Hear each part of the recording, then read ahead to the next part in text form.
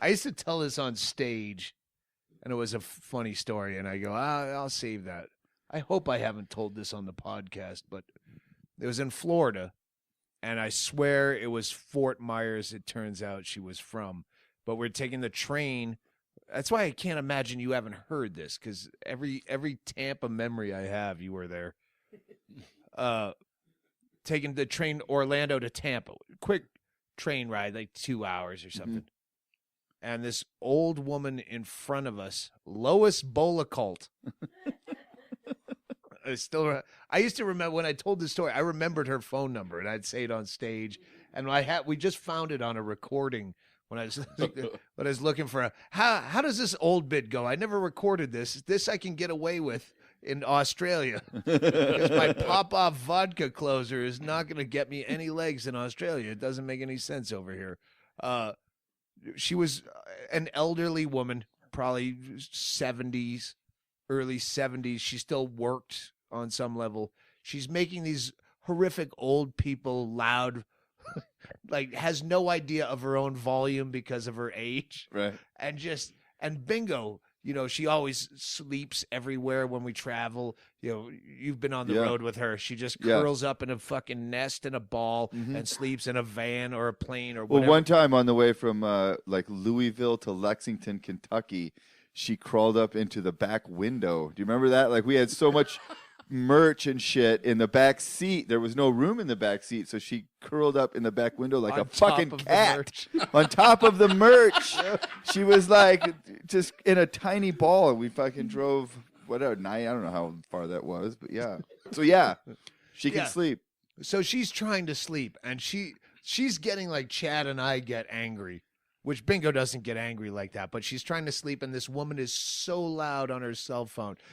And she's going to a health fair that she's running. It's Lois Bollacalt from the health fair. They say the train is going to be a little bit late, so I wanted to check in. Is it Karen that I'm supposed to talk? It's Lois. Lois Bollacalt. like cartoonishly over the top. And then she'd hang up. And then she'd call, yes, I tried to call Karen. Because they were doing the health fair. No, this is Lois Bollacalt.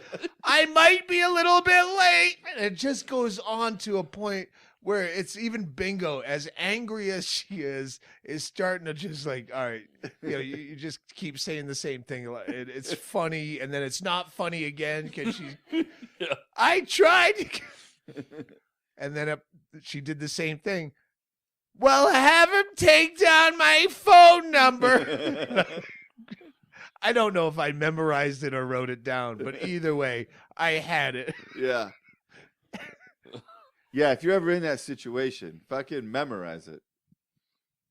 What I did is she finally stopped, then started talking to her partner, like you, at the same volume. So it's just her. I know, I hope we're not too late. And you see the woman, we're looking between the seats, and the woman's like, just trying to be polite. And then Lois Bollacalt just shuts her fucking mouth when the lady gets off at a stop between Orlando and Tampa. She's got no one, so it's over. And Bingo has this sigh of relief come over her face and gets back into her nest for a fucking 2-hour train ride. She's got 3 pillows and 8 blankets. And gets back into her nest, and I go, honey, I'm gonna go. I'm gonna go get a beer. I can see where this is going. I know. So I go back to the drink car, laughing the entire way, knowing Bingo can't see an easy gag in front of her face. And I called Lois Bollacalt. That phone number. It's the best gag I've never. You just. I know I'm not gonna be able to see the product of. And I go, Lois? Yes? It's Delbert. Are you going to be coming to bingo tonight? And like it was written into a script. She goes, bingo? What bingo? I go, the bingo down at the armory. You're going to be going to the bingo, right? I don't know what this bingo means. I had her yelling bingo over and over again. And I finally came back, and she just looked up at me, you motherfucker. Oh, man. But after that, like, I came back, and that was like our fun story from the road. You come back from the road, and like, what happened? And generally nothing. If you have one good story. So I was telling this story, and every time out here in the fun house, I'd tell that story. I remembered the number at that point still.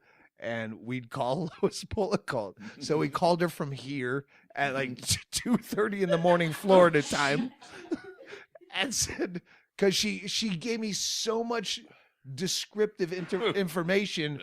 She's like, well, when she's talking to her partner, that we go to the whatever country club, and my husband, he just likes, I like to nosh. He'll get a dinner, but I like to nosh, and I have a little of this. But she's saying the name of the country club, and I fucking have all this information that had been pounded into me. So I called her, and I remembered the name of the country club, and I called her from that country club, woke her up, said, listen, you're a valued customer. I'm the new manager, so I wanted to introduce myself, and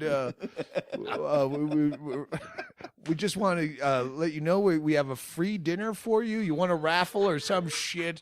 So she goes into her country club all loud, saying, "Why, they said I had a free dinner. I usually just like to nosh."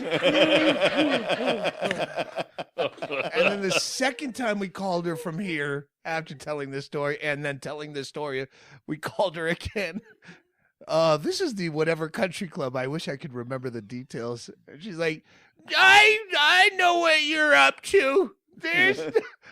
There was no free dinner. She did go in, and I'm like, hey, maybe next time don't yell so fucking loud on your cell phone. People won't know your goddamn number. Have some decency and respect. Click. So that was the last we heard of her. That was a few years ago. Wonder if she's still around. She might be a good. If you start doing that bit on stage, she'd be a good death pool pick. You'd have to get her a Wikipedia page. That that she makes it. Yeah, that was more of a podcast bit in hindsight.